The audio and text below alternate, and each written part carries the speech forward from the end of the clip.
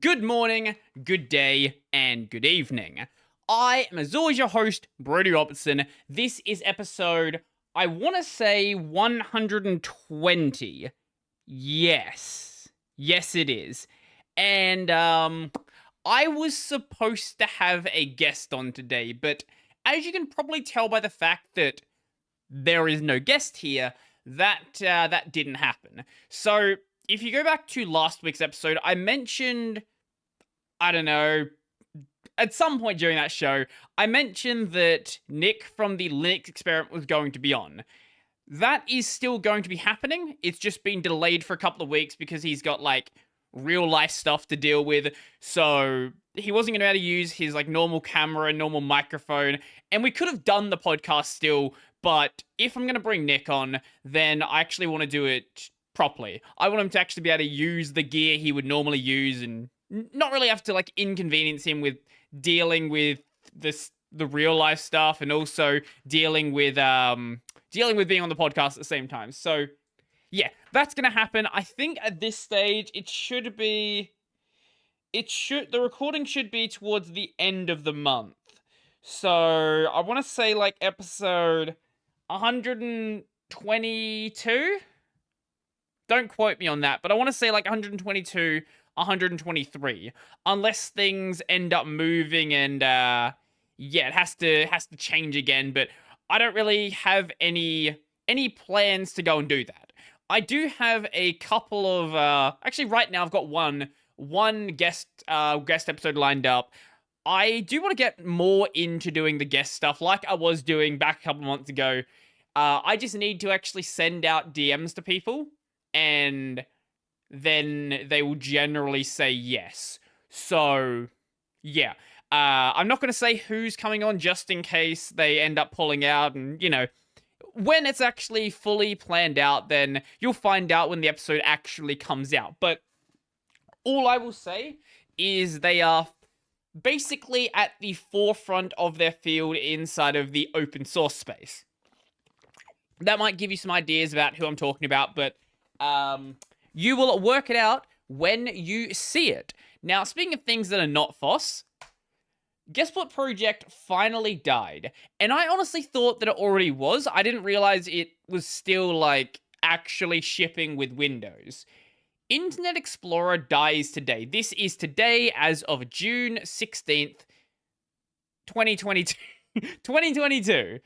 So I honestly thought that if you wanted to use Internet Explorer at this point, you had to use it through Edge. So the Edge version on Linux is completely pointless. Edge on Linux is basically just Chromium with a Edge skin. Edge on Windows, however, does actually serve a purpose. So Edge comes with I guess it makes use of the Internet Explorer engine for an aspect of the system, basically for backwards compatibility, because Internet Explorer, especially things like IE6, was so badly programmed and had such a bad implementation of JavaScript that if a website was made with Internet Explorer in mind, a lot of the time it would only work on Internet Explorer. So you can't fully kill off a browser like that because of that. And you might be thinking, well, what still relies on Internet Explorer? This is like 2022. Surely everything has moved on to Chromium and Firefox-based sites. And you would think that, except for the fact that there is a lot of government websites, like government internal intranets, things like that, which still rely just as much as they did 10 years ago today on Internet Explorer. They've just never updated them. And like how you have, you know, cache registers that are still running OS2, like how you have, like machinery, like mechanical arms in a factory that are still running Windows XP. If it works, and it's never going to be updated. So because of all of the government stuff, Internet Explorer support still needs to exist in some fashion, but there's no point Microsoft actually still maintaining it when literally the only reason it exists is because of that older support. So I don't think you can even get it with Windows 11. Judging by what I'm seeing here, I think it only shipped with Windows 10 as like the latest OS. I'm gonna check. Internet Explorer, Windows 11. Did it ship on 11, or can you install it on 11? Why is my internet going to be slow while I'm actually trying to do things? That's always going to happen. I don't know what's up with this connection right now. Like, it's judging by what I see when I run a speed test and when I'm doing a download, it's generally quick enough. But I keep seeing times where sites just don't load for some reason or another. I'm seeing how to enable Internet Explorer support on Windows 11. But that's enabling it through Edge. Judging by what I'm seeing, the last OS you could actually use Internet Explorer on was on Windows 10. Which is much later than you should be running it anyway. But, you know, it is what it is. Let me see what Internet Explorer 11 actually looks like at this point. Probably still looks like a really ancient web browser. Oh, it looks kind of like a scuffed version of Edge. Wait, let me see if I can find a picture here. No, literally a picture. I search for it, and like the search result for like Wikipedia shows a picture, but then on the Wikipedia page itself, there is no image. This is gonna be a tiny, terrible-looking picture, but here we go. It's like a kind of a scuffed version of Edge. It's still got the weird circle back buttons here. There's like the UI has not been updated in like okay, I guess this is like a 7-year-old or the 7-year-old update, but I think that was the last time it actually got a major update anyway. Like it really does look like it is a, you know, mid-10s web browser. We've moved so much past this, and people can talk about how they don't like minimal design and all that fun stuff, but I think we can all agree that, you know, material, minimal design probably looks better than the state that IE is at this point. Like, if you wanted to go use IE and you wanted to have, like, a nostalgic experience, look, go use IE6 and see how terrible it is, but it's good that it's finally just being thrown to the wayside effectively. If you're of a certain age, you may feel a pang of regret at the snuffing of IE's meager flame. What sort of nostalgia must you have if you feel bad about IE being killed? IE2 was the first free browser and came preloaded with Windows. I think that sentence makes no sense. It makes it sound like it came preloaded with Windows installed on it. I think you mean preloaded on Windows. A move that pretty much rang the death knell of previously dominant browser, Netscape Navigator. Netscape didn't actually die. Netscape, does it mention it? Does it mention the fact that Netscape is Firefox? Pretty much either an Internet Explorer or, if you're really cool, Firefox. No, you literally don't mention the fact that while Netscape in name died, the company that made Netscape literally just made Firefox. Like, Firefox is the spiritual successor, and in many ways, the direct successor to Netscape. Firefox nowadays is basically in the same camp that Internet Explorer was a couple of years back, in the fact that it has, you know, basically no market share, but, you know, there's at least in the case of Firefox, there is a group of people who really like Firefox and are really holding on to it basically as tight as they absolutely can. Even if that means there's a lot of people who like to use like really old versions of Firefox because there was a point where the plugin system was swapped out and then the old plugins no longer worked. So you can actually go back and use things like not Pale Browser, is it? Wait, what's that doesn't sound right. Is it Pale Moon? Pale Moon. Yes. Which I believe did support the old plugin system, but by using a browser like that, it's also based on like an older version of Firefox and not really safe to use. Yeah, if you're gonna use Firefox is weird about that. Like, Firefox has a lot of these forks that are based on like ancient versions of Firefox that still are maintained today, but they're still incredibly insecure and you probably shouldn't use them. Whereas on the Chromium side, a lot of the Chromium browsers are basically just Chromium with a skin. Like they'll maybe be like a version or something behind, but they're still pretty much in line with what you see as Chromium today. I'm not involved in the browser forking space, so I'm not really sure on the exact reason. From what I've heard from people in like actually involved in that space, Firefox is much harder to actually make a fork and maintain a fork. So that's very possible. That's very possibly the reason why what you see with Firefox is mainly just really cool fan projects, I guess. They're like basing the entire browser around one core functionality. I guess the exception of this would be like the Tor browser. Tor is based on like the up-to-date version of Firefox, but Tor is still based on a very, very specific use case. It's based around accessing the Tor network, which nowadays you don't even need to use the Tor browser to do that. You can use plenty of other browsers as well. The benefit of using the Tor browser, though, from my understanding, is Tor has a lot of, I guess, mitigation strategies for IDing your system. Like, it always starts up at the exact same size, so everyone running that browser looks like they have the same resolution. It's always, there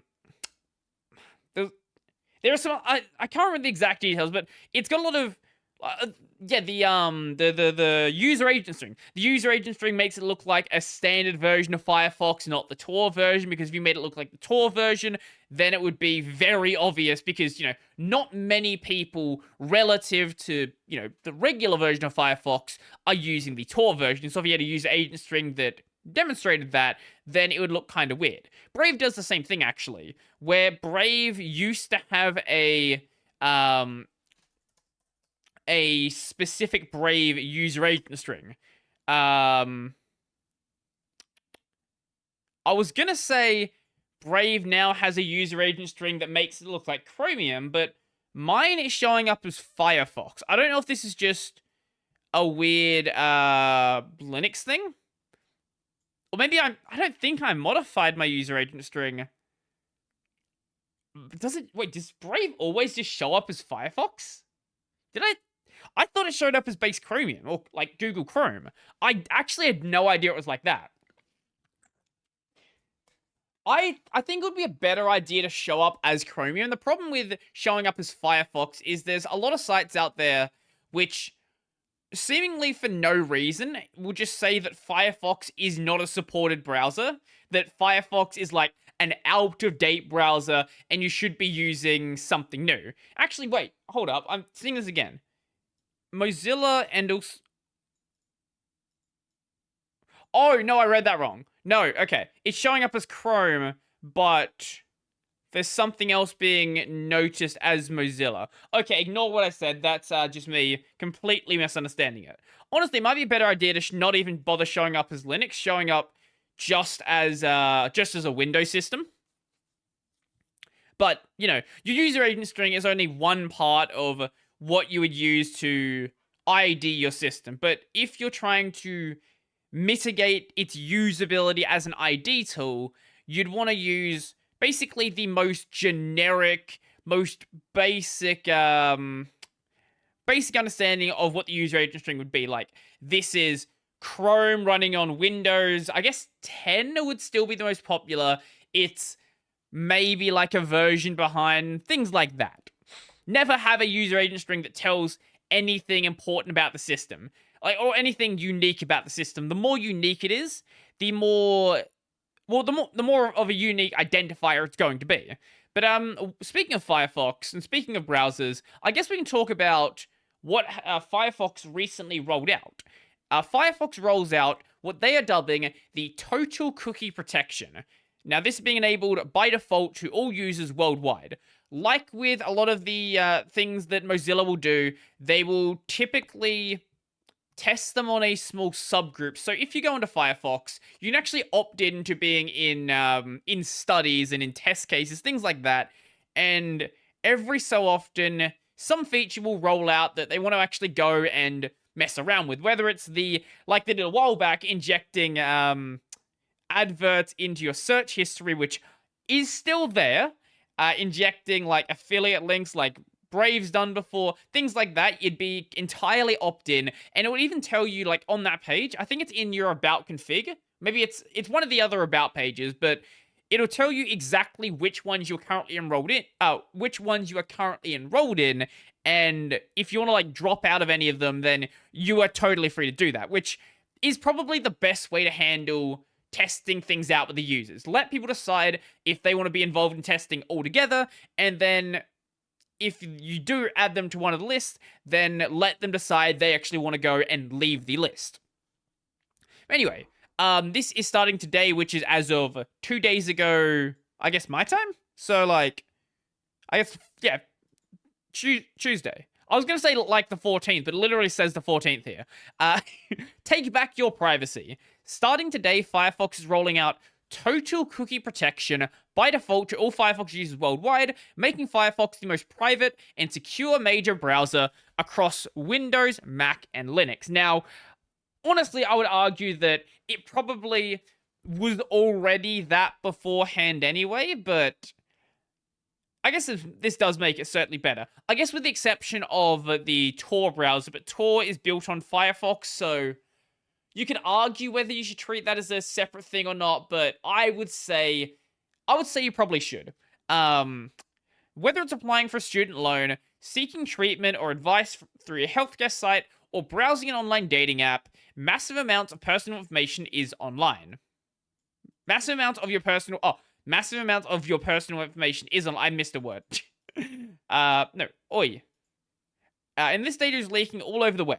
The hyper-specific to you ads you see so often online are made possible by cookies that are used to track your behavior across sites and build an extremely sophisticated profile of who you are. If you want one great example of this, actually, like how targeted ads are just like so insanely targeted if you let the data be out there.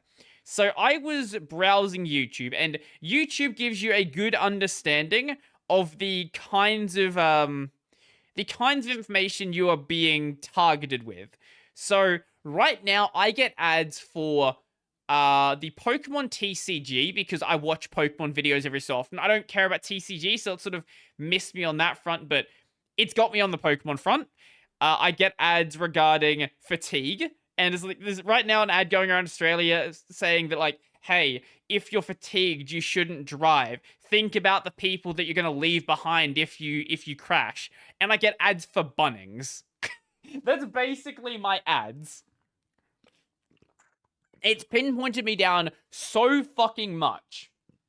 Surprisingly, with how much I've been watching Diablo Immortal content, I haven't been seeing ads for Diablo Immortal, ads for Genshin, things like that. There have been times where I watch a lot of anime content where I'm getting nothing but Genshin ads. I wouldn't be surprised with when the next MiHoYo game, I guess, comes out or gets into the advertising swing of it, that I just start getting spammed with ads for that. What's the game called? Like Zen Zero? What the fuck is it? MiHoYo... Zenless Zone Zero, that one.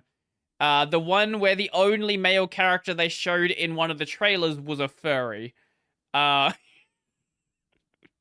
Because why wouldn't it be? Either a furry or a robot. Anyway, so what this is basically, I guess, sort of, rather than having all of your cookies in a giant bit of data, where any site can decide, I want to look at that data. Hey, this site is your banking information? Well, I'm going to have a look at that. It's your Facebook, it's your Twitter, it's your, I don't know, your sex toy site. Any site, if you have all of your cookies in one place, can just look at everything there. Now, one method to deal with cookies is to just fully disable them. Like, just don't let the browser store any cookies. The problem with that, though, is there's a lot of sites out there which physically will not work if you do not have cookies enabled. And the way that you keep like accounts logged in, for example, is done through cookies. So if you don't have them, like, sites just in many ways won't work. You can't feasibly do shopping, for example, if you don't have cookies enabled, because most sites aren't developed now with the idea of passing information page to page. It's a lot of the, not all of them, but a lot of the time, a lot of the information is passed around through cookies. So the idea here is basically give sites their own individual cookie jar, as you might say. So if you're Facebook, for example, you can only look at the Facebook cookies. If you are whatever other sites is here, like Meal Kit, whatever. If you are Amazon, if you are Netflix, if you're whatever other site out there, you can only look at the cookies for your specific domain. But the benefit of doing it like this is you can actually make it transparent to the individual websites. So you let the browser handle, like, you don't let the websites decide, hey, I'm the Facebook jar, I'm going to pull from Facebook. You let the Facebook website, you let the Facebook domain or the Facebook server think that it's just grabbing a cookie from your account or from your browser. And then on the browser front, you give it like a regular looking cookie section, but behind the scenes, then you route that into the place where it actually is safer to be. And I think this is just a better way to handle stuff. Like, I get the idea of removing cookies, but just I think while third-party cookies are going to exist, this is probably the best way they could be handled. I know that Google has a lot of strategies for just removing third-party cookies in general, but they keep coming up with ideas that just don't sound like a good idea. Every time Google comes up with a solution to get rid of third-party cookies, their solution is basically delete the problem and replace it with a worse problem. Hey, look, we have third-party tracking cookies that anybody can look at. Replace that with, we have tracking IDs that anybody can look at if they pay Google money. So it's just like, Google wins no matter what happens. They either get third-party tracking cookies, or they get this thing they control. Now they can say, oh, it's open and anybody can use it. But yeah, I'm sure anybody can use it when you are the guys who control the access to the data. Like, yeah, that definitely sounds like something that's open and available to use. But Google is going to come up with reasons for why their solution is always going to be the best solution available. And then everybody is going to basically fight against that. It's not that third-party tracking cookies are good. It's just, there's not a better solution. Like, your solution is either delete them and just send the web back like 10 years, or replace them with something bad. And I don't know what the better solution... Besides what Firefox is doing, I genuinely don't know what the better solution is. Maybe someone far smarter than I am can come up with something here, but I don't know. I just don't know. Unless you want to go and like manually handle the data sites are allowed to add to cookies, things like that. Honestly, maybe if you have the browser stripping out certain data, I think that could be kind of useful. Like, obviously, it would be very much on a site-by-site basis, and you'd have to probably only focus on the major sites, but you could probably, like, examine what is being saved in the cookie, and then clearing out the stuff that isn't safe to be there. But I don't know. There's, as I said, there are people much smarter than I am who probably have much better solutions than I do. Anyway, while we're on the topic of Linux stuff, we're gonna keep talking about Linux stuff until I've run out of Linux topics, and then we're gonna not talk about Linux for the rest of the show. So Microsoft holds a fund where they will fund various FOSS projects, because Microsoft loves open source, as they have said many a times. So GNOME is the latest winner of this fund. This is the fund number 20 of May 2022. Now, I actually honestly think it's a great thing that GNOME, of all of the desktop environments, won this. Not because I necessarily love GNOME, but because people think that GNOME is already a corporate project with how tied they are to Canonical.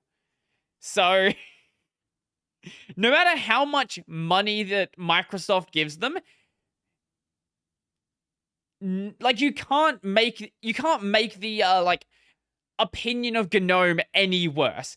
I thought that was the case, but we already have someone saying, now a fund, later maybe a hostile takeover. Guys, if you give someone money, that means it's gonna be a hostile takeover of the project. Microsoft is gonna have to fight Canonical to do that, so I think they're gonna be fine. But like, imagine if KDE won the fund, or imagine if XFCE won the fund. Both of those projects are considered, fairly community driven, especially KDE.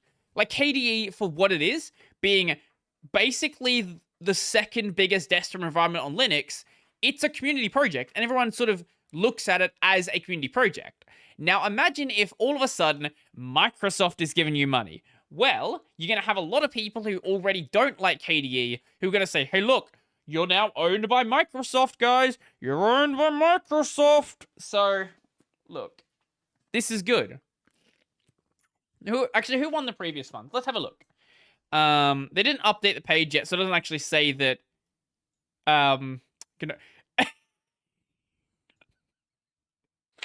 April System D won it. System D is a suite of basic building blocks for a Linux system. Provides a system and service manager that runs as PID1 and starts the rest of the system. True. So this is what I mean. It's great that System D wins it, because the people who hate everything that Microsoft ever touches cannot hate System D more than they already hate it. Curl won it in January of 2022. I didn't actually hear anyone talk about this. OpenStreetMap, Babel, Reproducible Builds, OptiKey, QEMU. Okay, one thing I want to make clear is I'm not saying that it's a bad thing that GNOME was given money. Like, GNOME certainly isn't lacking in funding. They are a corporate project. They have all of the money they need to have. But, more money's always going to be a good thing. Colorama in... What the hell is Colorama? This is a critical project in the Python ecosystem for enabling normal color output to work on Windows. Oh, it's this one. Okay. Right, it basically makes... terminal colors actually operate. Doesn't support ANSI dim text. Okay, but it makes general ANSI stuff operate correctly on Windows, which is good. We is a small cross-platform UI library for .NET. I love it when .NET stuff wins, though. This reactive extension for Angular, dbat tools. Matplotlib won it at one point. Wow. Non-visual desktop. Ooh, this is okay. What is this? NVDA is a screen reader for the blind. That's generally who screen readers are for. I wouldn't expect a screen reader to be for the deaf, but sure. That is recognized by the community as the leading screen reader to interact with the web in Windows. That's cool. There's a lot of software in this space that I just have never heard about, but it's always really cool when people are working on like accessibility tools like this, because this is one area where I just don't know. I mentioned this last week with Nicolo. This is one area where I have no idea what would even need to be developed. First one was ESLint. Find and fix your problems with JavaScript code. The fact that you're using JavaScript. Rust Analyzer, an experimental Rust compiler front end for IDEs. Okay. Image Sharp, a modern cross-platform 2D graphics library for .NET. There it is. NTP won it at one point. Wow. NTP is very important. NTP is what makes it so you don't have to deal with, like, always synchronizing your clocks on your computer. It just magically does it if you have a network connection. NTP is very good. I'm surprised I've never heard anyone saying that NTP is like a security hazard or something like that, but I'm sure someone out there has made that argument, but it's not come across my ears, that's for sure.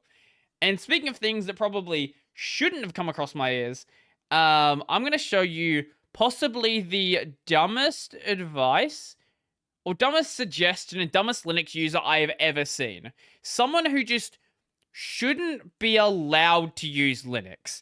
Now, I don't say that lightly. Like, there are some really dumb people who use Linux, and, you know, stupid people are going to use any operating system, but this person is talking about this as if, like, this is a totally normal thing to do. So, is MakeLinuxFastAgain.com maintained? So, if you don't know, this is basically a website to make your system incredibly insecure. Right now, it's got these right here. This is effectively the kernel parameters you can pass into your kernel to disable things like your Spectre and Meltdown protection, and all of these other, like, massive exploits that you shouldn't be letting happen on your system.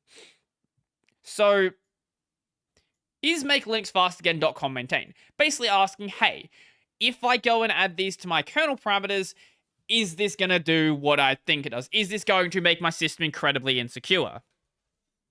So with the reveal of yet another side channel CPU attack, which is Hertzbleed, I've not heard about this one. Hertzbleed is a new family of side channel attacks, frequently side channels in the worst case. These attacks can allow an attacker to extract cryptographic keys from remote servers that were previously believed to be secure. Hertzbleed takes advantage of our experiment showing that under certain circumstances, the dynamic frequency scaling of modern x86 processors depends on the data being processed. The dynamic frequency scaling of modern x86 processors depends on the data being processed. Right, that makes sense. This means that a modern processor, the same program, can run at different CPU frequency and therefore take a different wall time when computing. For example, 2022 plus 23,823 compared to 2022 plus 24,436. Right, sure. So these are, you're passing a different data, so it's going to make the CPU operate at a slightly different frequency. Sure, fair enough. Hertzbleed is a real and practical threat to the security of cryptographic software. We have demonstrated how a clever attacker can use a novel chosen ciphertext attack against Psych to perform a full key extraction via remote timing, despite Psych being implemented as constant time. Am I affected by Hertzbleed? So Intel Security Advisory and AMD Security Advisory. So Intel Security Advisory states that all Intel processors are affected. We experimentally confirmed that several Intel processors are affected, including desktop and laptop models from the 8th to 11th gen core microarchitecture. AMD states that several of their desktop, mobile, and server processors are affected. We experimentally confirmed that AMD Ryzen processors are affected, including desktop and laptop models from Ryzen 2 and from Zen 2 and Zen 3. Ryzen is... How do I read it as Ryzen? Zen 2 and Zen 3. So, I believe I'm running a... Zen 3 is 3600X, yeah? AMD, 3rd gen Ryzen.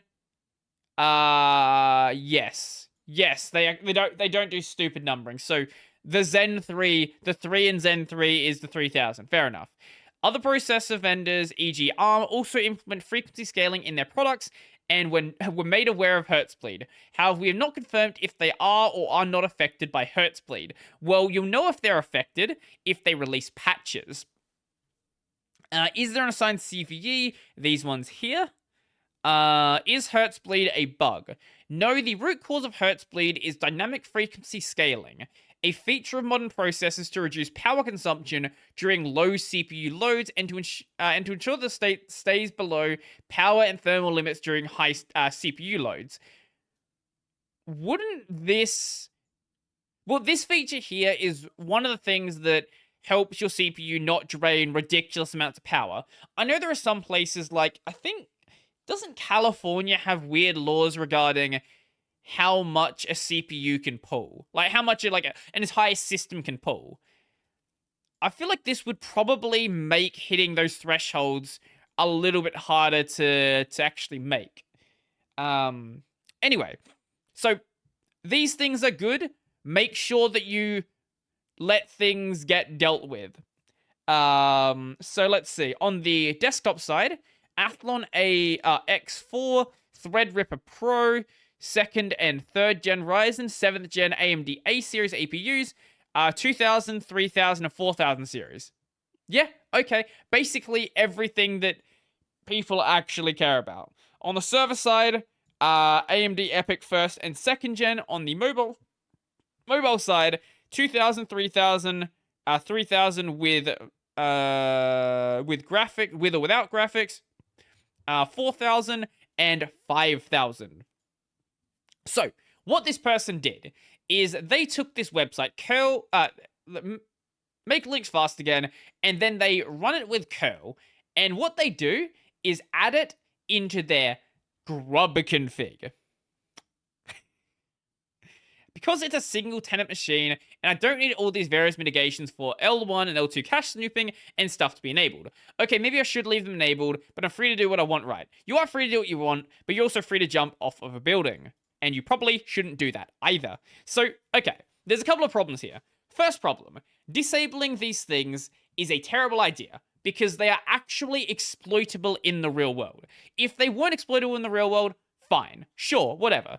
The other thing about them is they are well documented how to exploit them. Like when you actually write a research paper like this, you show how you actually exploit the problem.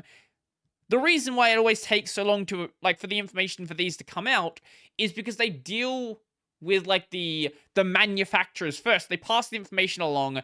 The manufacturers will work out whether it's something that, you know, actually is, you know, exploitable. If it is, then they're going to go and hopefully, if they care about people or they care about their reputation, because it's then going to be shortly after that released publicly. And if they haven't dealt with it, then they're going to have to deal with it. Second problem, never, ever, ever add a command that could possibly fail into your grub config, unless you want your system to not boot. So let's just imagine something.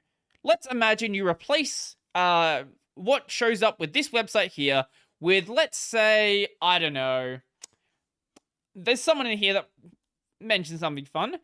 What if you added something like init/bin/false, or init/user/sbin/reboot? Or you, I don't know, add a dd command and you nuke the hard drive. Like, you could replace the website with any of those things and then yeet the entire computer.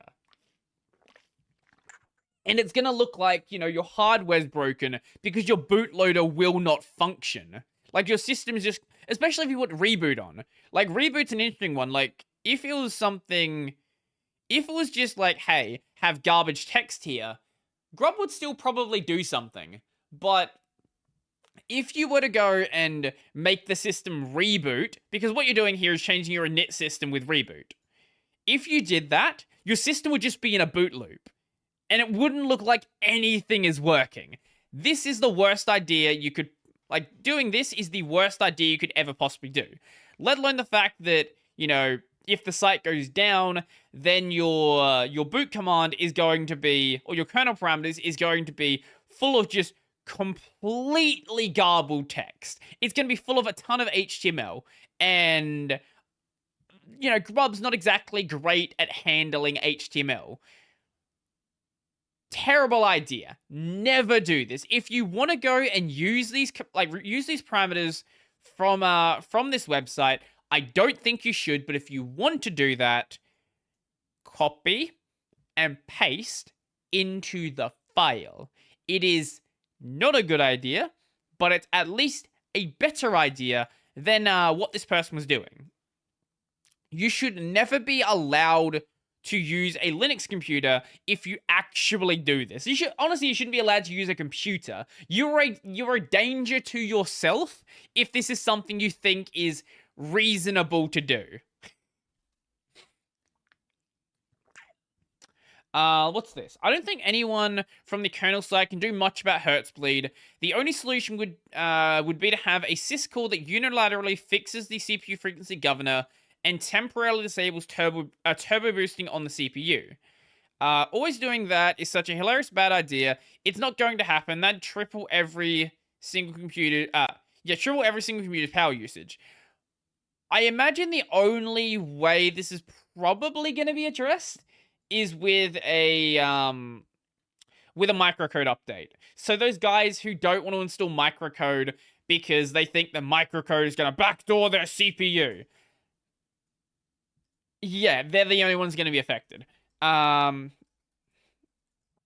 Let's see. If I look up don't install CPU microcode. Let's see if I find some people who say it's terrible. Wait, what the fuck is this? Microcode versus BIOS. That's not even, what are you even saying? That's literally not even comparing the same things.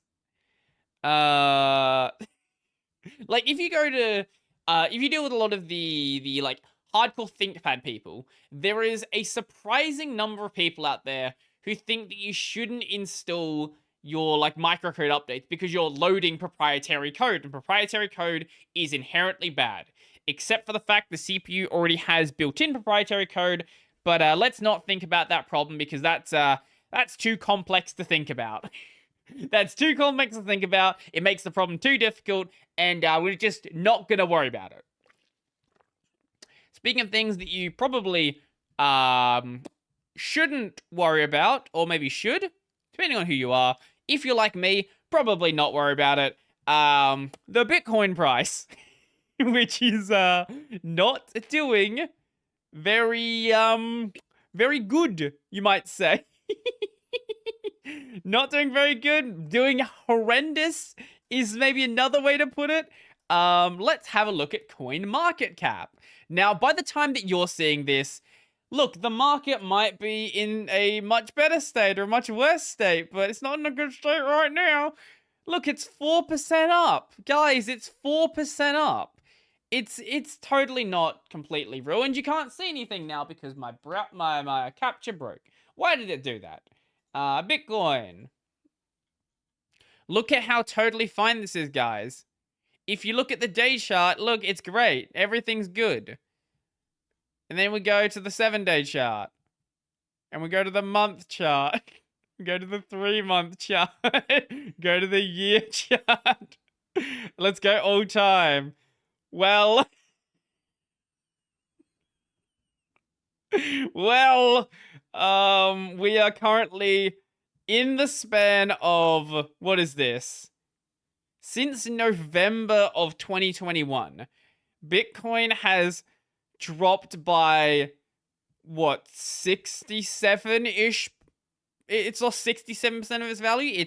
It's 33% of the value it was at its peak. So, for anyone who doesn't know, there was a time when I was, like, really big on just investing in crypto.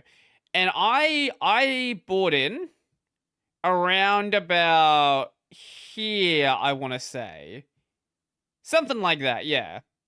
And I could see the writing on the wall. I sold around about maybe a couple of days after the fall started happening. Like, it already fell, like, quite far. But something like that.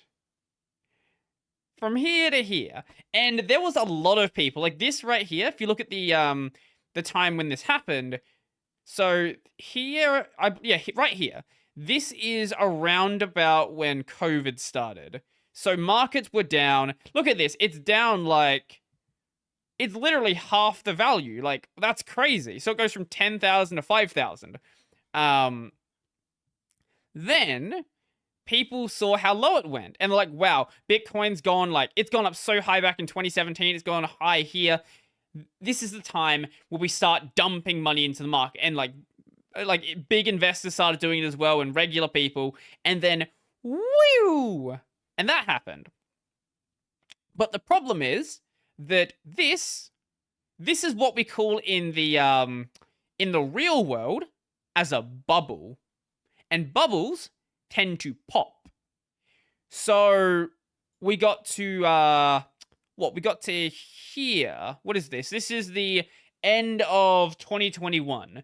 This is where I think this is where the like some of the big waves started happening again, so things just collapsed. Oh, this was also when there was a lot of market strife, like, you know, a lot of things just weren't available and things like that. Like I think this was around about the time where toilet paper was like difficult to buy. And woo! Then people like it crashed, but it can keep going higher.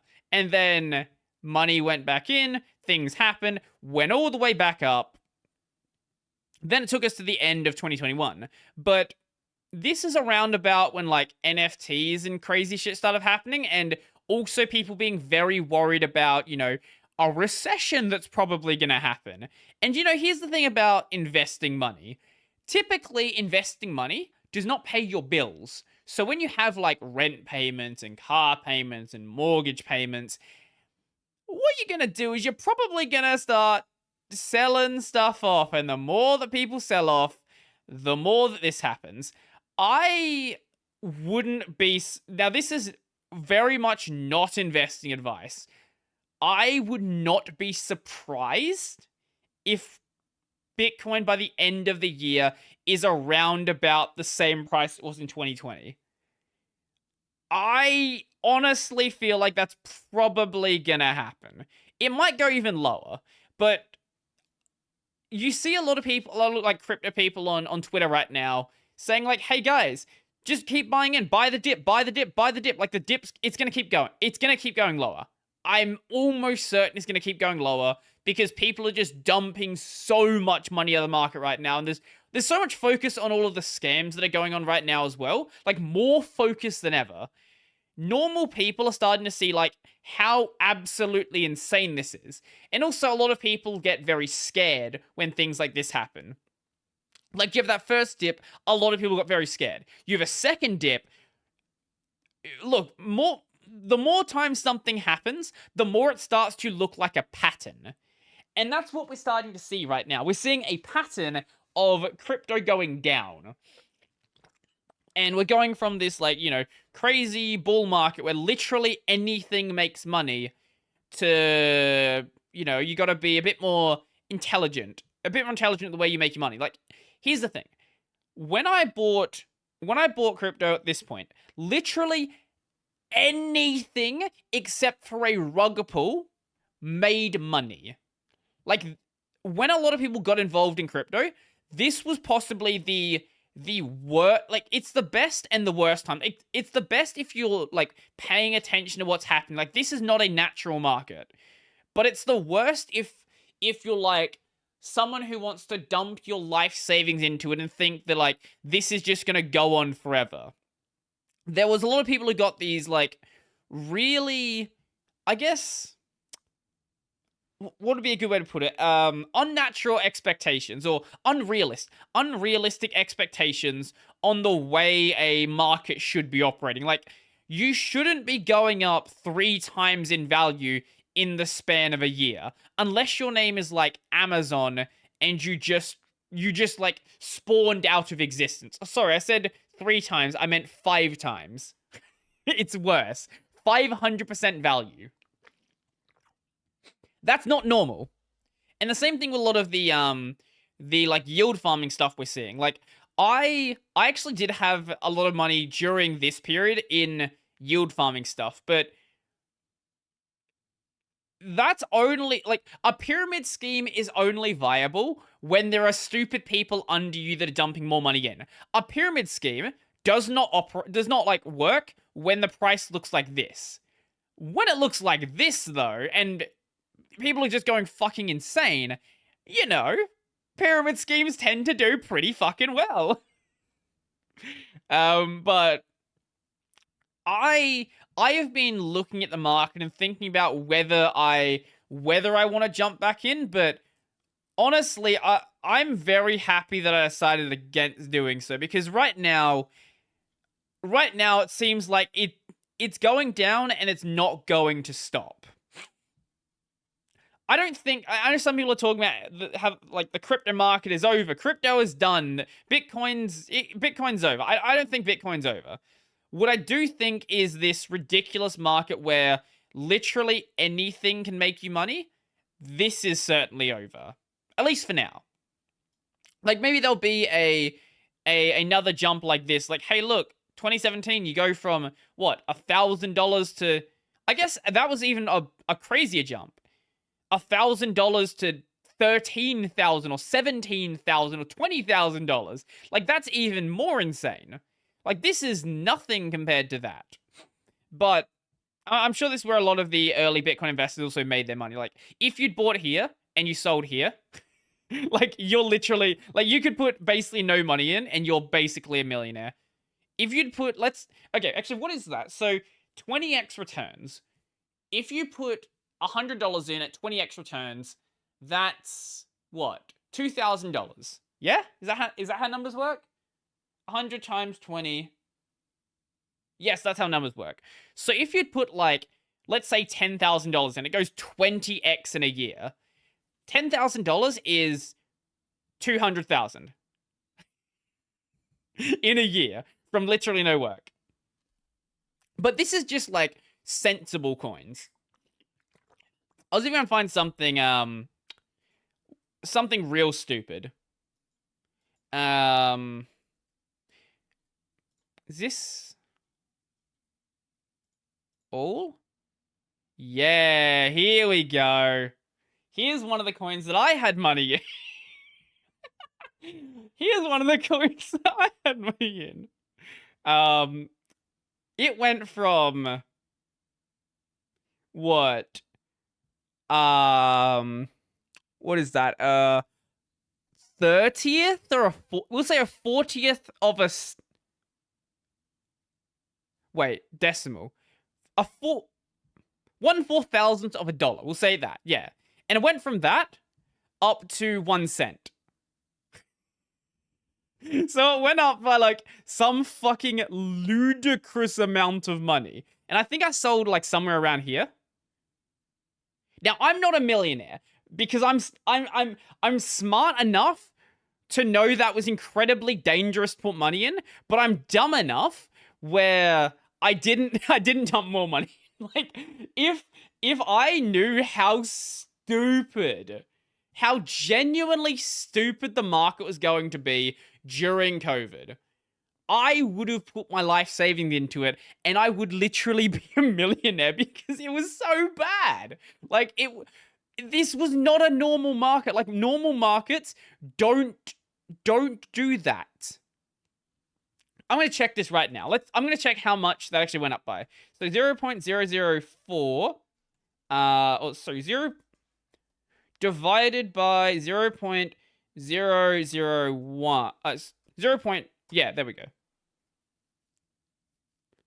Wait, no, that's not how numbers work.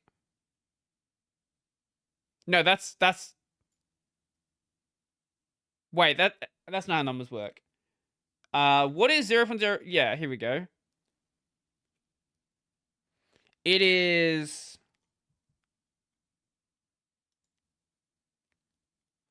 I can't it's a lot. Wait, that's not how that what is 0? It's yeah, the answer is it's a lot. It's like this is stupid and this is not how money works. Money doesn't just appear out of nowhere for nothing being involved in it. You can say like this is one of the things I've heard about like people say things like the US dollar isn't backed, but what it's backed by is a country. This is backed by nothing. Like things that are backed by reality don't do this. This is not how reality operates. You don't go up this much in... This wasn't even a year. This was like 5 months. And this is just a one-off thing. There were so many things that did this. So many of the absolute just trash tokens. They had some like tiny market share, and then a couple of really stupid people just dumped too much money into it, and it just went insane. As I've said, this is not financial advice. Do not do what I did. I only put money. I'd only put in like a few $1,000s. Like that's what I'm getting. I put in a few thousand, something that I could afford to lose.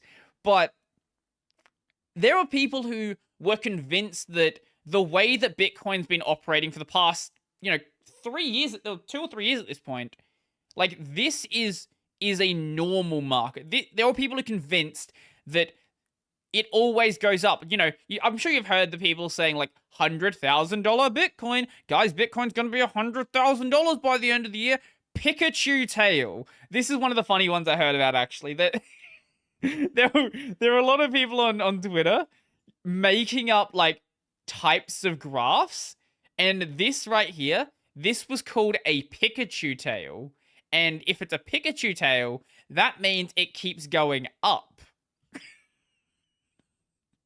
It's just like, that's just not something that's real. You've just made that up. I do keep seeing graphs that really like to manipulate the way the data is structured to make it seem like things aren't as bad as they actually are. Where they'll just like change the scale. So if you look at this, the scale on CoinMarketCap is a normal scale. It's 10, 20, 30, 40, 50, 60, so on and so forth. That's a functional scale. I've seen people do things like they'll have 100, 1,000, 15,000, 30,000, 52,000, or whatever numbers they want to use, and it compresses the graph in a way that makes it look like this is not happening. And like this entire thing that's happened here is just not real. And it's always going to go up, boys. I do hope, just to bring some sanity back into people, that we even go below this point. Like, honestly, if we go here, like, can we go back to 2017? Just imagine how just insane the crypto bros would be if we went back to 2017 crypto prices. I'd love it. And you know what? If it did go back to that point, I might have to just dump money in. Like, if it the crypto bros are so stupid that if it goes that low, clearly everything's totally fine. And that just means it's got more room to go back up. Once again, wouldn't put my life savings into it. Probably would just put a couple thousand back into it. But the crypto bros are stupid enough that anything is going to go up in value if they are involved. I have been talking about Bitcoin for like way too long, and I need to stop doing this. So I'm gonna move on to something that's not Bitcoin. Let's talk about video games, because video games are fun. Persona 5 Royal and Persona 3 Portable are coming to Steam. So Persona 4 Golden, that was already on Steam. I am so excited. So this is going to be, I believe, only Royal has has like a date. P5R Steam. I think it's October. I want to say October 10th. Does it say on the Persona website or the Atlas website? I don't think it does, but it might. I'm not seeing it. Oh, wait. On October 21st, 2022, we will steal your heart. Yes, so October 2021st. 2021st? What the fuck is 2021st? October 21st, 2022. I have actually not played Royal, so I did have a copy of Persona 5. And I do have a copy of, here we go. I do have a copy of Strikers, which I got for $36. EB Games is nice sometimes. But I've never actually finished Persona 5, so I was actually borrowing Persona 5 from one of my workmates, but he wanted the copy back because he was like selling his console and wanted to, have like a game bundle to go with the console, things like that. So I never actually got around to finishing it. I think I was in the last palace though, so I probably just should have gone and finished it. Regardless though, I'm gonna be playing through Royal, and I'm probably gonna play through Royal on stream. And at some point, I'll have to go back and play through 4 Golden, which I do own, and also Persona 3. I don't know why it's Portable that's coming to Steam and not. Wait, is Fess or Portable the which one's the full version? I thought Fess was the full version, because Fess was the PS2 version and Portable was the PSP version. This is how old Persona 3 was. Persona 3 Fess versus Portable. Here we go. Fess is the same as Persona 3 and includes an extra. Yeah, Fess is. Yeah, Fess seems to be the more complete version, but. Okay, so the Portal had a different combat system and. Huh, okay. End up getting Fess, might still pick up P3P down the road. P3P has much more tolerable combat and the addition of a female protagonist. I feel those are worth having to have the visual novel interface. Plus, the answer part of Fess is basically a giant grind with little else to it. And the cutscenes can be watched on YouTube, which I recommend. Plus, the answer part of Fess basically a giant. I would imagine if they bring Portable to PC, they're probably going. It's probably not going to be entirely the same. It's probably going to be a slightly modified version, especially if the cutscenes were missing from the PSP version. That would be really weird if you would. That would be really weird if you bring like a trimmed down version of the game. Especially bring it alongside like Persona 5 Royal, which is Persona 5 with an expansion. But I don't know. We'll have to see what actually goes down when it actually comes out. I am a really big fan of Persona 5 though. Even though I didn't finish it, I still really love the game. I'd at that point put like 70 hours or something into it. So like I still got my fun from the game. The only reason I didn't finish it is because I think I started playing it during my break between uni semesters. I didn't finish it, and then when uni started back up, I just didn't have time to play it. I was doing YouTube at the time, I was doing uni, I was working, and doing all of those things at once, just, it was not going to be viable to actually play the game as well. Like, I could have probably done like an hour here and there, but I was grinding uni so hard for those 4 years that it wasn't going to happen. The fact that I actually started doing YouTube during uni, that surprised me. Like, my first year was pretty chill. That I still ended up watching a shitload of anime during that. Second year was less chill, and I think that was when I actually stopped. I think I stopped watching anime for an entire semester or something like that, and I stopped gaming entirely. Third year was also absolutely stressful. Fourth year, I think the reason why I started back up is because in my second semester of third year and then fourth year, they were just way more chill, especially fourth year. Fourth year, I fucking slept in a lot. I didn't show up to class. It was great because fourth year was mainly focused around, like, I had like one master's course, but it was mainly focused around doing your honors paper and your like honors projects. So doing that is just, you just didn't need to put anywhere near as much effort. Like, you have an entire year to write a research paper and work on a project. Like, you just really don't need that entire year. I think we ultimately finished the project, like, maybe, I want to say, like, a few weeks early. And we just chilled for the rest of it. I think we were, like, polishing some things and working on documentation. We did end up having, like, a 40-page write-up about the project. And then, I don't remember how long the paper was. the paper wasn't that long. The main work was in the documentation of the project, because the other thing with that project is when we started on it, so it wasn't something that was entirely new. We were picking up a project that I think previous years honors students, or maybe that was from the company that was working. No, it was the company that was working on it. It had literally zero documentation. Nothing at all. Nothing for how to use it, nothing in the code base, literally no documentation. So we had basically, I think it was 30 pages of documentation and maybe 10 explaining some of the stuff that we did. And I guess that was how both of us got like HDs on that course. Like it totally makes sense why it happened.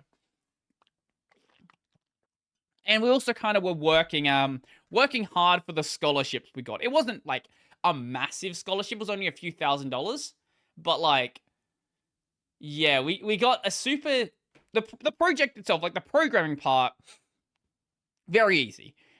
But we spent so much time, like it wasn't a difficult program or difficult project to do, but we spent so much time just working on the documentation. Like when I say 30 or 40 pages, I don't mean like barely touch pages. I mean like intense documentation for a VR I think it was bioinformatics or something like that, or genomics. A VR genomics project alongside the stuff that we were doing. And during that, we're actually supposed to go to Canberra, but, you know, COVID hit, and that didn't happen, so didn't end up going to Canberra. Maybe at some point I'll have to go to Canberra. How much does it... I'm going to check right now. How much does it cost to fly to Canberra? Flights to Canberra. I know Melbourne... No, Sydney is like $90. Let me see. Why am I looking up flight prices during a podcast? $300. That's a lot more. That is a lot more than going to Sydney. Why is it... Wait, why is it showing me the super expensive prices? What the fuck? Okay, there's definitely cheaper prices than that, without a doubt. Yeah, there we go. $139. Yeah, not $300. Fuck off. Oh, wait, am I seeing ones that are cheaper? Like $53? Wait, where can I get a $53 one? Oh, wow. Okay, if you go... Okay, take back what I said. You can fly there for $53 sometimes. So it's, quite cheap sometimes. Oh, wait, no, that's from Melbourne. Oh, okay. Take back what I said. Let's go cheapflights.com.au. There we go. Not Melbourne. Why do you think I'm in Melbourne? At least think I'm in Adelaide. Adelaide. Here we go. Let's see. Search. It is from Adelaide. Shouldn't be that expensive. It's only from Adelaide. Cheapest, because I am cheap. 500 and... No shot, it's...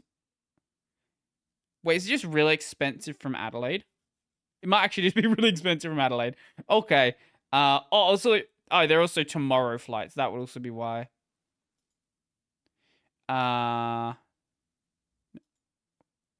This website's so bad. There we go. Search. I guess if you like time where you want to go, it can be much cheaper. The last time I went on a plane, I think I was like 10 years old. Anyway, I'm not even showing it on the screen. That's enough looking. That's enough fucking looking at prices. Like, what is this episode? I look at fucking Bitcoin price and look at plane ticket prices. Why do people watch this show when I don't have a guest? Now, I don't know. Let's see. What else do we have?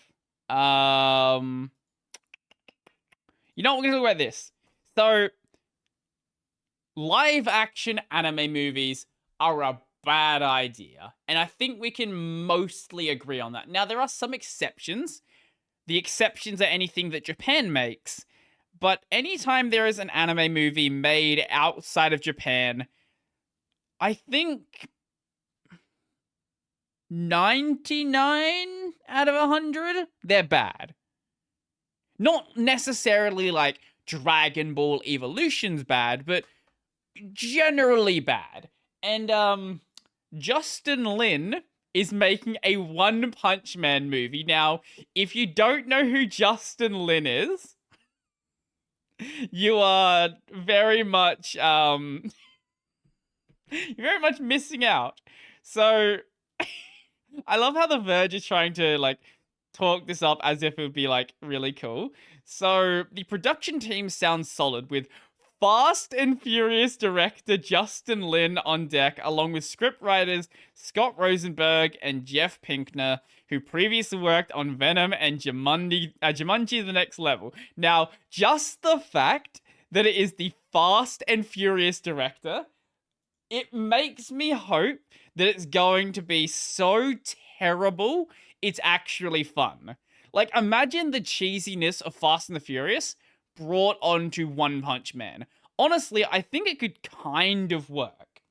So it says it could go into production by the end of the year. There aren't many details on who will star in the film, most crucially who will play Saitama. At least we can probably rule out Vin Diesel. I wish this didn't happen. So the reason why he's not involved in Fast and Furious anymore, and Furious 10, I like how we're down to Furious now. Oh no, it was Fast 9, it was Fast at one point. It was Fast 5, and now we've got more letters back. But it's, yeah, okay. But Lin and Vin Diesel had a fight, so sadly we're probably not gonna see Saitama walking around talking about family. The funny thing is that I think that Vin Diesel would actually be like a kind of amusing Saitama. Because I don't want them to bring that. If they bring in like a super jacked dude for Saitama, it just wouldn't really fit what his character is. Like, imagine having The Rock play Saitama.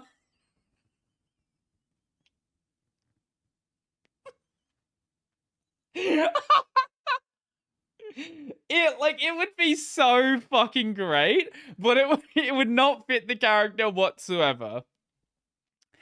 I don't know, look, judging by what's been happening in the entire movie industry, it's probably gonna be fucking Chris Pratt. Chris Pratt in a bold cap or something like that. Which, you know what? It'll be fine. Look, it's gonna be bad.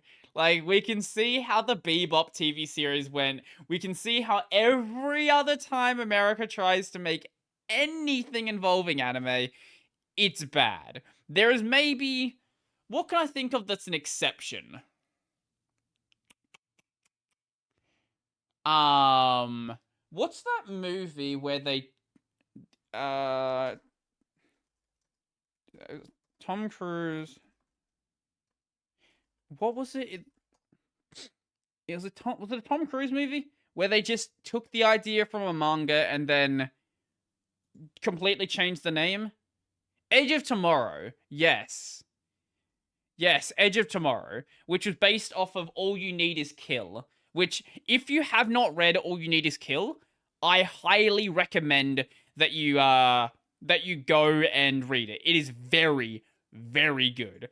And Edge of Tomorrow, which is an adaptation of All You Need Is Kill, the most bizarre adaptation of a manga you will ever see, is a good movie.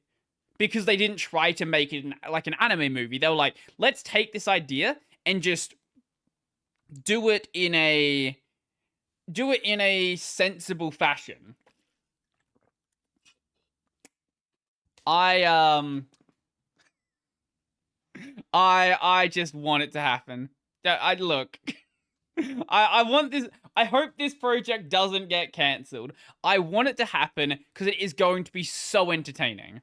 I'm gonna have to make sure that I see it on premiere day without a doubt. Speaking of premiere day, one of my mates let me know when the Dragon Ball superhero movie is coming to Australia, because we are getting screenings here, which is always really, really nice to see. So, Dragon Ball Superhero is August 18th, and I'm gonna be seeing it because, one, I'm a Dragon Ball fan. There doesn't need to be a two. I'm a Dragon Ball fan, and I really want to see this movie because I keep seeing trailers for superhero, and it just looks like a really good Dragon Ball movie. And I know it's going to be setting up for when they eventually get around to making the next season of the anime. So the next season is probably going to be recapping both the Broly movie and superhero movie. So it is cool to see. Plus the fact that there is Gohan and Trunks are finally Goten and Trunks. Goten and Trunks are finally going to be older, and Gohan is finally doing something and not just, sitting around being weak effectively. It's good to see they're finally actually, using his character again after letting him kind of sit around for a while. And especially with Goten and Trunks. So, that's the big thing. The fact that they weren't in either of the tournament arcs during Super, it's like, yeah, let's bring in fucking Master Roshi. Master Roshi and Krillin. Like, what are we doing here? Like, this... Like, what? No! Stop! Like, I know the Dragon Ball likes to retcon its own canon like every other episode, but like...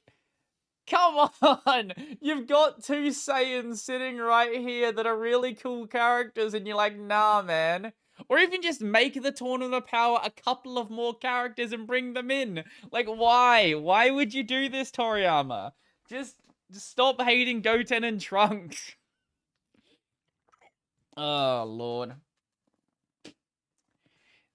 Yes. What do I want to talk about? I'm not going to keep talking about Dragon Ball, even though I probably can. Actually, no, what I'm going to talk about, I think I've mentioned this on the podcast before. Maybe I haven't. I don't know. Either way, I have recently been playing Final Fantasy 15 because apparently the only video games that I'm allowed to play are games made by Square Enix. Right now on stream, I'm playing Kingdom Hearts 2. I've got, in my spare time, I'm playing Final Fantasy 14 and Final Fantasy 15, and the only game I'm playing that is not a Square Enix game is Hollow Knight. But it's soon going to be over, and I'm probably going to replace it with a Square Enix game. But, anyway, FF15. So I'm playing it on PS4, so it's a little bit scuffed in the frame rate department, a little bit scuffed in the graphics department. I probably should have just bought a copy. I already had a copy on PS4, but I probably should have just bought a copy on Steam. How much is it on Steam? $35 US, 44 Australian dollars. I probably should have just bought it on Steam. Anyway, so I am maybe 10, 11 hours into the game, and I'm not 11 hours into the content. So I have been playing this game so incredibly slowly. So if you haven't played 15, you're in an open world. And being in an open world, there are things you can do that are not the main storyline. And your group of people have various wasting time abilities. So Noctis, the main character, he can fish. Now, I've said it before, but anytime a game has fishing, it is instantly a better game in my mind. And the fishing mechanic actually is kind of good. Like, it's not just like, hey, throw out the line and then just reel it back in when the fish bites. No, you actually have to, like, push it around side to side, like, move the line around to make sure it doesn't have too much tension on it. Stop, like, reeling the line in when the fish is pulling in a certain way. It's a very fun fishing system. I don't know why I'm talking about the fishing system in 15, but it's a very good fishing system. I'm very much a fan. So,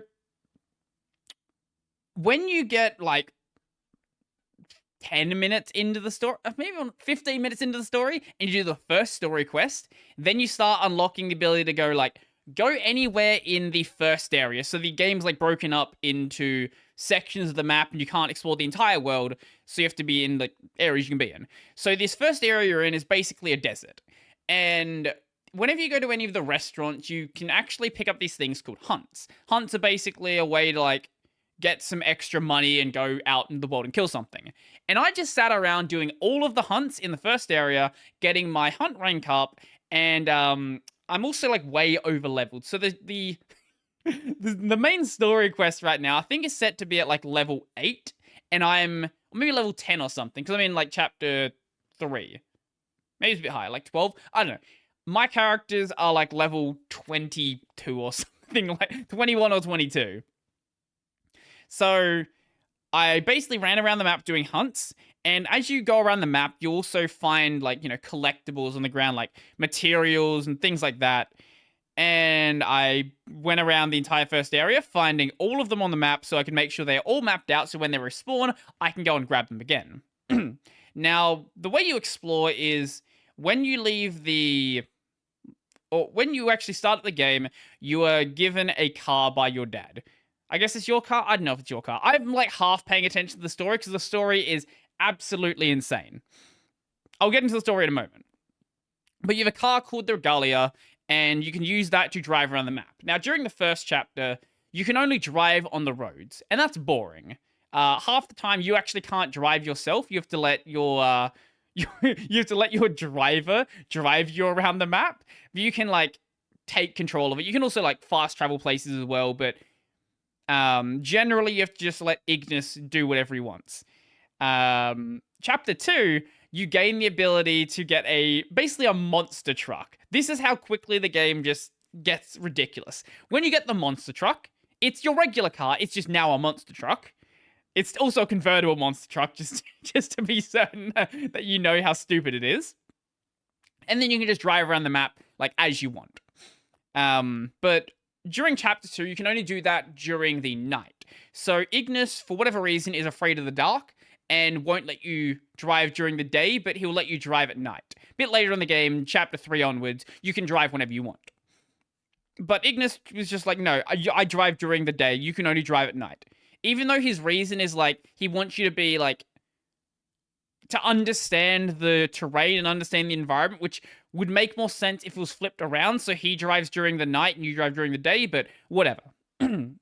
Also, I guess, like, scary monsters come out at night. Like, you'll get, your typical Final Fantasy sort of monsters coming out at night.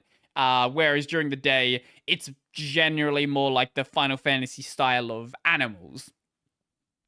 So you go around doing that, eventually get to chapter 3, and then you gain the ability to get a chocobo. And then you're like, no, cars are stupid. I'm going to rent a chocobo, because chocobo renting is also very cheap. It's like 5 gil per in-game day. So there's literally no reason to not be like always using a chocobo if you just need to explore around the general map. Now, the story is interesting. So basically you start off in the city of Insomnia. This is where Noctis, the prince of this city, lives, and your dad is sending you out to go meet your future wife. She lives in some other city. I don't remember the name. It doesn't matter. And you're being sent out there with your crew. Ignis, Noctis, main character. Ignis, Prompto, and Gladiolus, which everyone just calls Gladio because it's easier to say. So you go out on this quest, and for chapter 1, it's really chill. You're doing like your fishing stuff, you're meeting characters. You can also customize the regalia and like have different paint jobs and have racing stripes, stupid shit like that. Then you finish chapter 1. So you get towards the end of chapter 1, and then everybody in the city dies. So turns out that the reason why your dad was like trying to get your dad, the king, was trying to get you to leave the city and pursue this marriage as quickly as he was, is because he knew that the Empire was going to attack the city, and he was also pretty sure that he was probably going to lose the fight. So he wanted to send you out of the city to, build up your strength and keep the I guess legacy of the kingdom going, and then one day come back and bring the kingdom back effectively. So that happened. Everybody dies. Then you keep going through chapter 2. Now that the city's been taken over, you'll occasionally see like Empire enemies spawning. They fly in like with a drop ship and they'll like stun you and shit like that and do whatever they want to do. That keeps going, and then you find out that not only do we have, are we the prince, and we already knew we could use magic in some form. Turns out they're also like magical, like spirit weapons sort of things. These are like weapons used by the previous kings, and now the quest that I'm mainly doing is going around collecting these weapons of previous kings so we can gain the power of we can gain enough power to overthrow the empire and like and take back our kingdom. Even though Noctis is like, I don't want to fucking do this. Like, why did you make me do this? Can I just like go back home and chill? And everyone's like, no, you are here to be the king now. The one thing I'm not sure how I feel about is the combat system. So a lot of the early Final Fantasy games have a more like, tactical based system where you have to worry about, type matching and mainly type matching and things like that. Here the combat system is very simple. So you have a D-pad system where you can swap what weapon you want to use, and you can have whatever weapons you want to have, like a sword, a spear, great sword, things like that. And they will do different damage to different enemies depending on what type of damage they do. So like if you're at the sword, some things are like resistant to swords and they'll take less damage from that, whereas they'll take more damage if you use a gun, for example. So there is a type matching system in some way, but the general combat is hold circle. So if you hold circle, you will start attacking. And then depending on the direction of the left analog stick, that is going to determine like how you do an attack. Like if you're using a sword, for example, and you pull backwards, you'll do a swing and then jump back. So it doesn't really matter how you do it. The combat is very, very simple for the most part. I'm sure later in the game, like maybe there are things to worry about, but the main thing from what I've seen with the combat is worry about the weapon you're using and then also dodge. So you have the ability to phase through attacks, and depending on like what the attack is, like there are going to be some attacks where there'll be like a block thing on the screen. And if you phase through that at the right time, then you'll get the ability to parry that attack. And if your party members are close, you might do like a linked parry and you'll do damage and they'll do damage. That's the other thing about the combat. So you only play as Noctis. You don't, unless you do like there are like DLC where you can play as the other characters through their like side story. But when you're going through the general game, you're just playing as Noctis. So when you have when you're behind an enemy, you're gonna be able to do like bonus damage, like it's called blindside damage. But if you have a party member nearby, you'll actually do like a linked blindside damage. So that will do an attack, you'll do an attack, bonus damage. So that's sort of the way you fight about tactically. The other thing you have is the ability to do a warp. So if you warp to the open field, that is just a regular warp. If you warp to an enemy, that is called a warp strike. And depending on the distance that you warp from, you're going to do more or less damage. I think it caps, the minimal amount of damage you can do is 1x damage. But if you're like on a high building and you warp strike to something, you might do like 2 or 3x damage. Now, obviously, warping isn't something you can just spam infinitely, except you mostly can. So the way you regenerate your ability to warp is it's through your MP gauge. So when you go and warp onto like a high ledge, so some things are going to be marked as like, I think they're called target points or points of target or some warp target, something like that. When you teleport to that, you'll start regenerating health very quickly, and you'll also instantly regain all your MP. So during a hard fight, what you can do is warp to the enemy, warp to the point, warp to the enemy, warp to the point, and just keep doing that back and forth and literally never die. I don't think I've actually died in the game once. I've gotten close at one point, but that was just because I was being overwhelmed by a ton of enemies, and it was during the the desert area where there weren't really that many places to warp. But when you're near buildings or mountains, things like that, it's really difficult to die. But overall, I think 15 is a very fun game, and I kind of wish that I played it a very long time ago. Honestly, the main reason why I'm playing 15 now is because I watched the trailer for 16, and I think 16 looks very fun.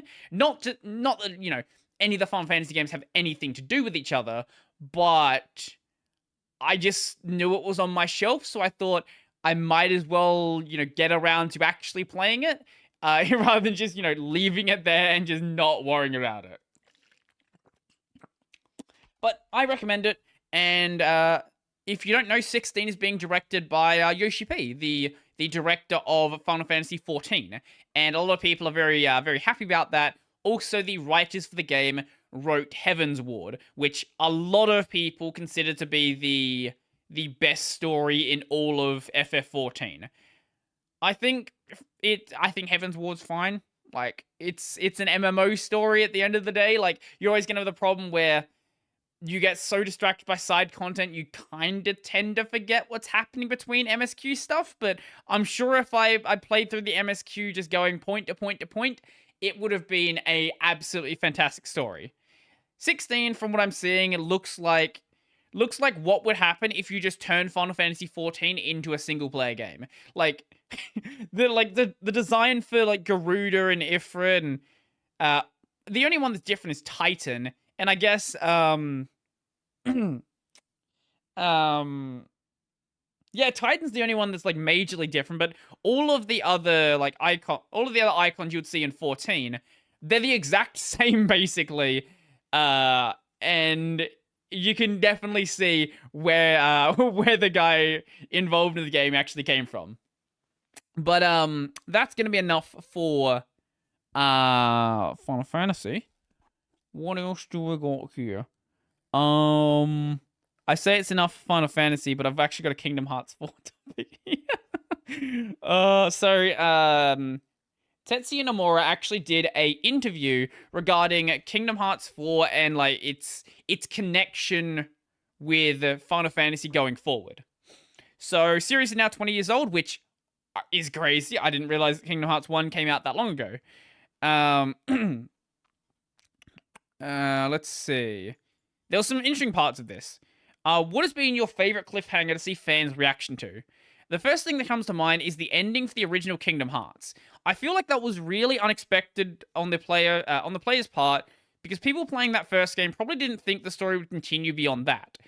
I think that's very fair, actually. Like, I thought that when you got to the end of Kingdom Hearts, you were gonna like reunite with Riku and Kairi, and all things would just be, lots of fun. Nah, didn't happen. You don't really reunite till the end of Kingdom Hearts 2, and there's like a bunch of games in between. Also in I'm not going to read that. That's spoilers for Kingdom Hearts 3. I've not finished it yet, or I've not played it yet. Did you expect the characters from games like Birth by Sleep and 358 Over 2 Days to become so popular? Do you feel like their stories are complete, or we can expect more of these characters to pop up in Kingdom Hearts 4? I do kind of hope that we see more of Lee. Because, the nobodies from, I guess the human forms of the nobodies from the organization, they got focus I know they got a lot of focus in 3, but it's just one game. And, we need more games. More games with cool characters. Also, Shion. I like Roxas as well, but, Roxas is always going to show up at some point because of Sora. I really didn't think the characters from these two titles would become so popular. I thought the players wanted to see more of characters like Sora and Riku. No one wants to see more Sora. We can expect that Sora is always going to be there. Riku, I can agree with. I would like to see a completely Riku-focused game. I know Riku's always had, side stories in Chain of Memories and Dream Drop Distance, but give him a full game. And you know what? Give him a game and give Kairi a game. It was kind of unexpected the characters from these two titles would be so well received. As far as including them or continuing their story in Kingdom Hearts 4, the story of Kingdom Hearts 4 is focused more on Sora's disappearance. I'm not quite sure if there will be room to really explore the other characters' stories as much, but I'm aware, but I'm aware, and the team is aware that these characters are very popular, and people want to see more of them. So, if possible, it'd be great to include more of them or continue to share more of their story and future opportunities. Yeah, I wouldn't be surprised if 4 is effectively like Kingdom Hearts 1, because 4 is the start of a new arc. So 4 is basically going to be, we have no idea what's going on, and yeah, I think that makes sense. 4, we're probably not even going to see like Donald and Goofy for most of it. Let's see. Do you feel it's important to keep Sora as the main protagonist, or do you ever see the series moving beyond him? As far as spin-off goes, we've had main characters, well, not Sora, true. We've had the Birth by Sleep crew. We've had Roxas in 358. We've had, I guess, even Riku in Dream Drop and Trending Memories, but that was a shared game with Sora. You had 2.8 with Aqua. Am I missing anything? Oh, you had the mobile games, of course. But in terms of mainline series, I think Sora is actually the only real candidate for the main character. I think that's totally true. I think at this point, it would be really weird if you got rid of Sora. Or even just, like, made him, like, a side character. I think if you're gonna have a game that doesn't have Sora as the main character, it sort of makes a lot more sense for Sora to not even really be in the game. I think if Sora is no longer the main character, then I would also feel like that would indicate the end to the numbered titles. He's that important to the series. Wow, okay. That actually makes sense, but yeah, wow. Why is my nose so itchy? Let's see. We saw Donald and Goofy in the Kingdom Hearts 4 reveal, but one question a lot of fans have is how much will Disney still be integral to the series? Well, we know that Hades was also here as well. Hades is who they met in the dark. With regards to Kingdom Hearts 4, players are definitely going to see more, a few more Disney worlds. I just want to mention they don't need to worry so much about this aspect of the game. Yeah. Even Nomura realizes the Disney part doesn't fucking matter. Oh, Lord. It might feel slightly different from previous Kingdom Hearts titles. Once players have had a chance to play the game, I'm sure they'll be relieved to find that it's definitely a Kingdom Hearts title. Okay. I wonder if that means they're going to change up the way that worlds work. As far as the graphics, the graphic qualities, since with each new title the specs have really been increasing and there's so much more we can do in terms of graphics, it kind of limits the number of worlds we can create in a sense. At this time, we're considering how to approach that, but there will be Disney worlds in Kingdom Hearts 4. I don't think it limits the kind of worlds you can have or the number of worlds you can have. I think the problem we're seeing with KH4 is the direction the art style has gone. The way the art style looks now, I don't think it makes any sense to have Disney worlds unless what you want to do is you want to have like world-based forms. Like you want to, when you go to a cartoon Disney world, you want to have more of a cartoon form.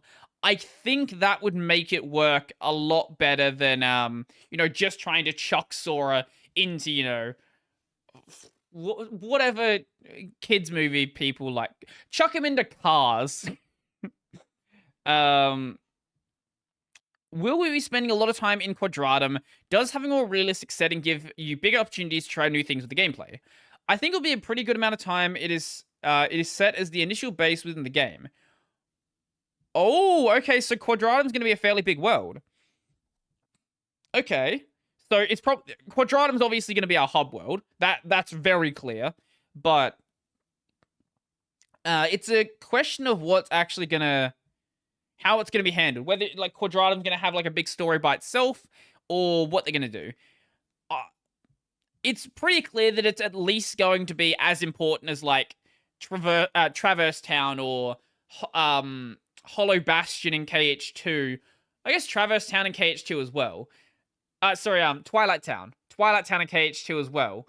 And then Twilight Town in KH3. It's probably at least going to be like that. You spend time there and go to different worlds, then go back there because the graphics are more realistic this time around. I feel like there's more of a realistic daily life aspect to Sora. More of a realistic daily life aspect to Sora's life? Okay. You can go see... You can see him go in and out of his room, spend time there. I feel like players will get to see more of day-to-day routines he goes through. Okay, I don't know what that's gonna exactly mean.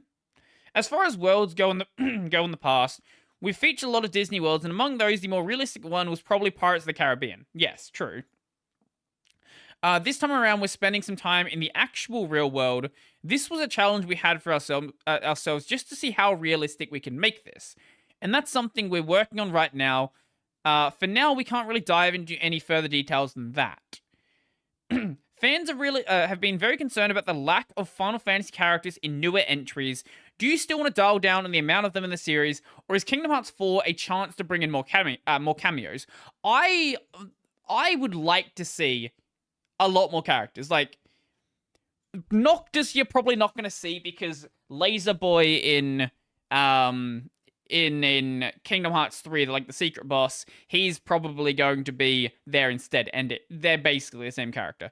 So that's not going to happen, but I wouldn't be surprised if we see someone like Lightning, for example. I understand there weren't many Final Fantasy characters in Kingdom Hearts 3. One thing I want to clear up is a lot of fans are saying that Kingdom Hearts is this collaboration between Disney characters and Final Fantasy characters. But I really feel like that's not the basic concept of Kingdom Hearts. That's not exactly what Kingdom Hearts is. When we released the first title, we had only a few original Kingdom Hearts characters when they were interacting with really well-known beloved Disney characters. I felt nobody knew these new characters, so it was harder for them to stand their ground just yet. And so we had a lot of Final Fantasy characters involved who lent a hand for everyone to get to know these original Kingdom Hearts characters better. Now there are so many original characters from Kingdom Hearts that are so well beloved, and people want to see more of these characters. With Kingdom Hearts 3, since we did have so many original Kingdom Hearts characters, it was hard to find room for including more Final Fantasy characters. We're trying to find a good balance for that. I know that some fans were concerned about that and weren't too happy and want to see more Final Fantasy characters. That's something we definitely are thinking about, but just with the sheer number of original characters that we have now, it's hard to say what the exact balance is going to be and how it will play out in Kingdom Hearts 4. We can't really give you a firm reply on this just yet. I think if they don't want to make more Kingdom Hearts characters like core to the more Final Fantasy characters core to the Kingdom Hearts story, like you don't want to have another Leon or another Sid or another Cloud or another Yuffie. I think what you could do is do the way that like Auron was handled, for example. Auron only exists in the Olympus Coliseum. Auron doesn't matter at all to the overall story. Or like the Final Fantasy X-2 girls that I really don't like because they fucking ruin the characters. Riku, What's-Her-Face, and Yuna. I think you could handle it like that as well, where you just you have them there, but they just, like the Disney characters, aren't core to the overall story. They are just there on their own world. Not necessarily adapting, the story of the Final Fantasy game, but bringing the character in through some other means. I'm sure there's some way you could inject those characters into the story and sort of make it a cameo that people would be, interested to see. It's still very unclear what sort of characters we're going to see in Kingdom Hearts 4, but I wouldn't be surprised if we start seeing... I wouldn't be surprised if we see some Marvel stuff. I wouldn't be surprised if we see some Star Wars. I know some people have been talking about that. Star Wars seems like such an obvious inclusion in the Kingdom Hearts universe. Just because, they fight with fucking magic swords. It just makes sense. Magic laser swords. I just want to see it. And think of how cool it would be to see Sora like fighting like Darth Vader or something like that. Just like having Sora's holding his Keyblade up against Vader's lightsaber. And then, you do a reaction command and throw him back and things like that. There's so many cool ways that you could handle a fight like that. Or if you want to go like the newer stuff, you don't have to necessarily go Vader. You can go like prequel, or you can go the newer series. I think it would just be cool. And I think a lot of people would be like really excited to see it happen. What else they would bring in? Well, I don't know. I I think the focus is going to be on the more realistic Disney stuff, though. I think that's a pretty fair conclusion that anybody can really come to. But besides that, I couldn't really say. We'll find out at some point. I actually don't know when. Do we have a release date for Kingdom Hearts 4 yet? Kingdom Hearts 4. Do we have a release year? Anything? Release. No, that's Kingdom Hearts 3. No, that's literally not what I typed. I wouldn't be surprised if it's like 2 or 3 years out. 2 or 3 years out sounds reasonable. Wait, why do people leave Google reviews for a game?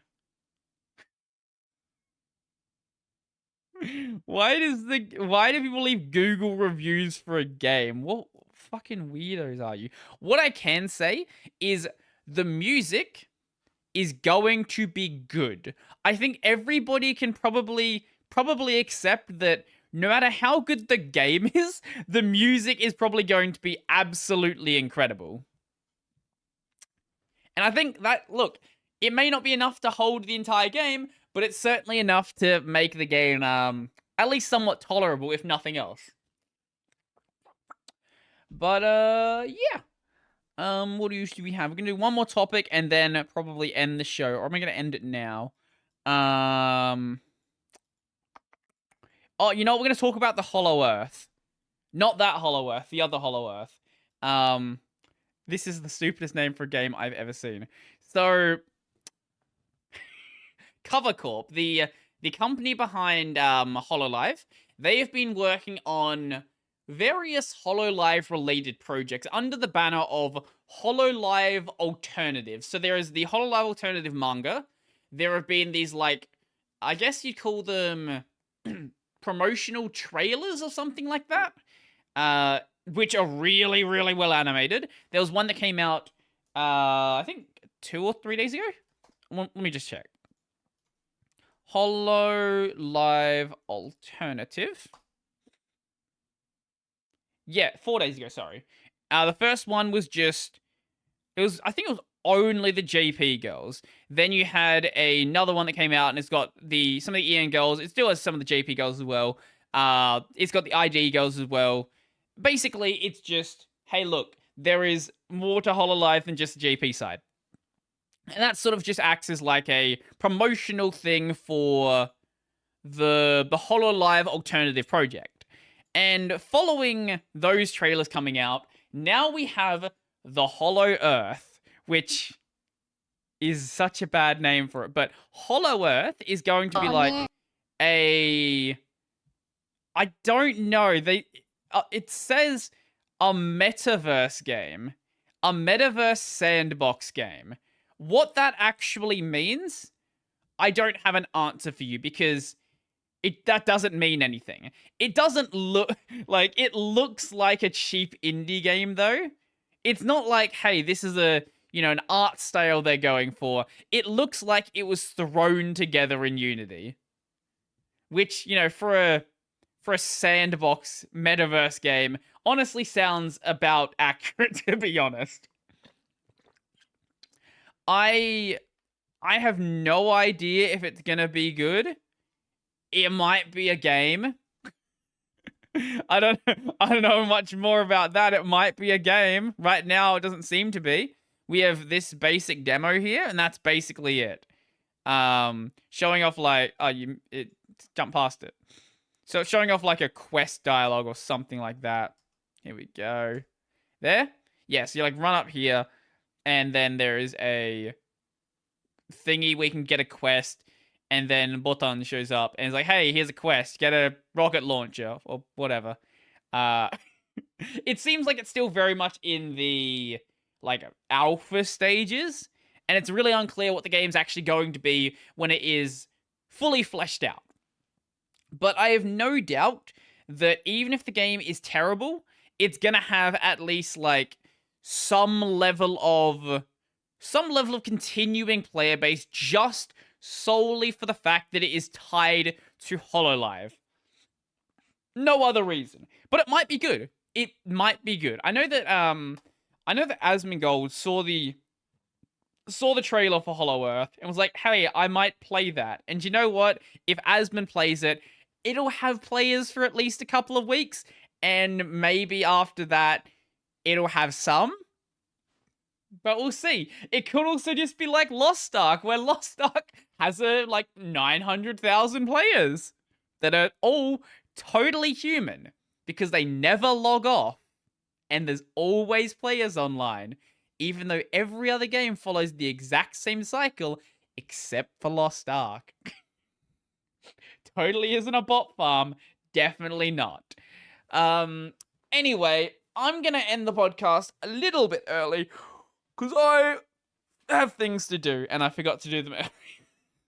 I started recording this way later than I had initially intended, and I don't exactly want to be doing like channel related stuff all day tomorrow. So yeah, it's only 10 minutes early. Anyway, next week I'm not certain if we'll have a guest, but I am certainly trying to line some stuff up. So if it's not next week, it'll probably be the week after that.